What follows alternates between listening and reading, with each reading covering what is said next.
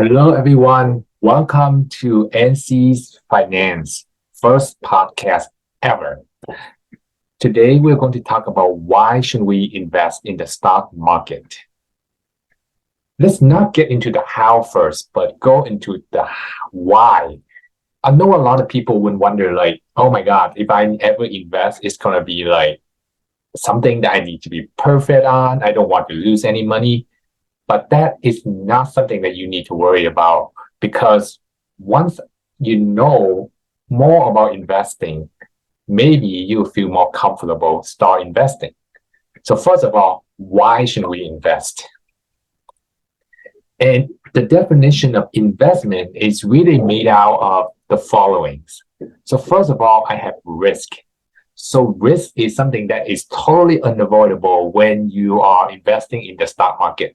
Nobody have the magic crystal ball that will tell you what is going to happen on the next market opening day.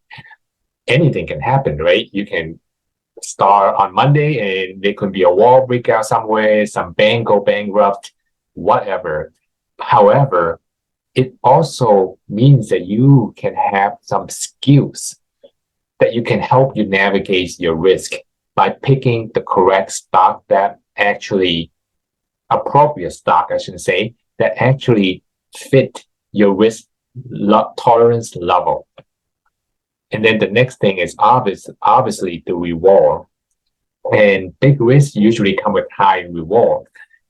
And I would have to say that part of the reward has to do with luck as well, because you could pick a very, very strong company, but if the recession is going to hit the next day after you bought the stock, everything is going to go down. And that's really not your fault. But the perfect example is COVID-19, right? That just happened and everything went downhill. And that was just a factor of luck. Sometimes that is how it is. But the difference between investing versus going to the casino and gambling is you get to do your analysis and pick a stock that have a good potential for the future rather than just close your eye and drop your bet in a casino. And then the next thing is all about money. And money, you might heard about this, they call cash is king. And you really, really need to have money in order to invest. So that is probably the hardest thing for a lot of people is they have to have an initial amount of money to start. But people also thought that they have to have a large amount of money in order to get started. And that is not true.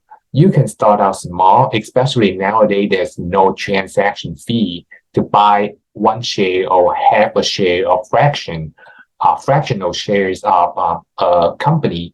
So really, you can start at any amount, maybe start with 500 or something if you want to get started.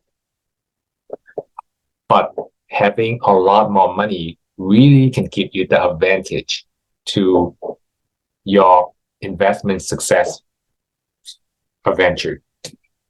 The next thing I want to talk about is time, right? This is uncontrollable.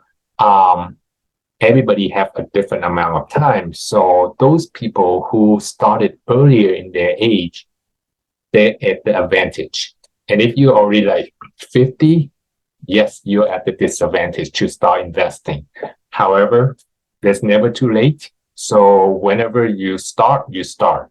But the earlier you start, the better off you are.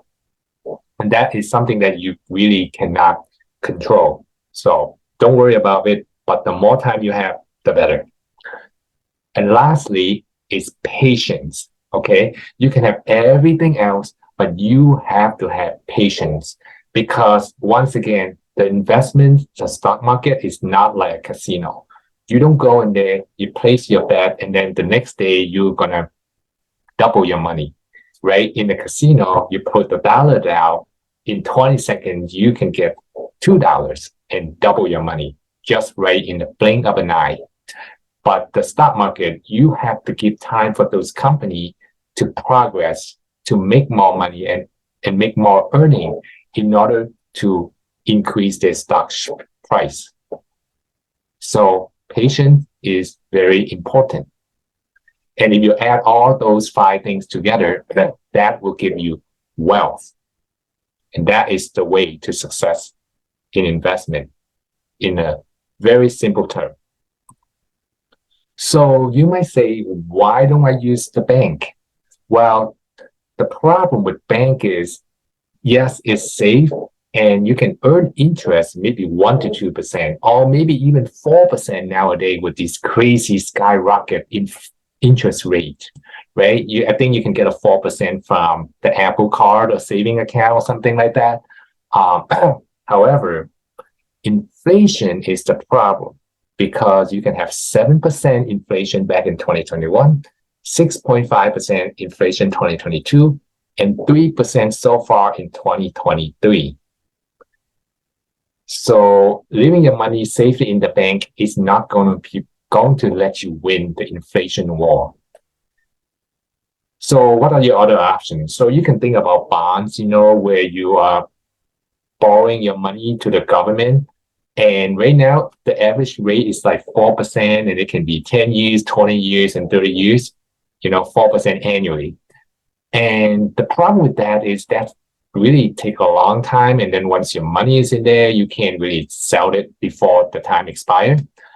And 4% is really beating inflation that much.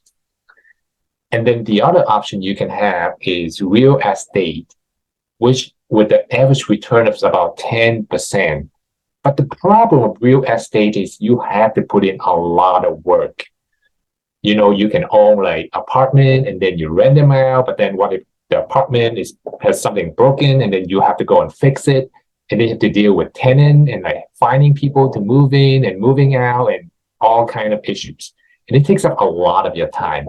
So real estate is probably not that great either. Plus, you really have to have a lot of money to start out in order to buy those apartments or whatever to rent out. And so that leaves it to stock. And in the past 30 years in the US, there were 9% increase in the stock market shares annually. So that definitely beat inflation. Even back in 2021, that was 7%.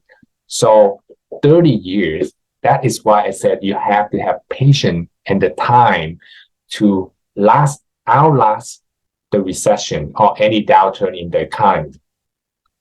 And that is why stock is the winner that can ultimately beat inflation. So let's talk a little bit more about what stock's benefits are.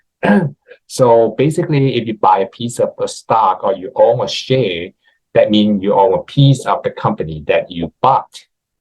And another thing is you don't really get to do anything, right? You just passively just sit there, and then the company that you own or the share that you own will do the work for you. Unlike you manage your own apartment or whatever, and it took a lot of work. Now you pay the money, you get the share, and all you just do is just close your eye and live your life normally, and then you get paid.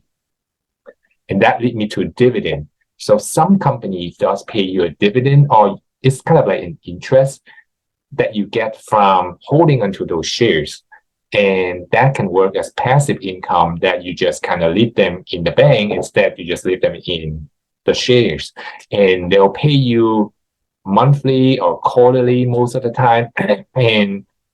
And then you can choose to reinvest more share with those money, or you can just take that as cash. And a lot of time I wouldn't recommend reinvesting them because that will lead to the snowball effect, right? This come back to the time story. The earlier you start investing, the more time for your money to become a snowball and get bigger and bigger and bigger. And so that is the benefit of the stocks. And so the last part of this podcast that I want to talk about is a little bit about my own story and how I got into the stock market. I started working in 2008 after graduated from my college. And I used the first couple of years to pay off any debt, student loan or whatever debt that I have first. And then I started investing maybe around 2014 or so. I can't quite remember, but somewhere around there. And throughout the last 9 years, of course, I won some and, I lost some with the stock that I picked. But I'm happy with where I am today. I'm financially stable and I really enjoy, even though I win or I lose, right? Regardless, because that is like a life experience for me. And if I lose something, it's like tuition. So you just got to be careful and just invest with the money that you have and never borrow money to invest. And then finally, being able to save for retirement is very, very important. So start early and let's get start investing starting as soon as possible because you don't want to wait. We'll talk more about how to invest or share more of my experience about investing in the later episode.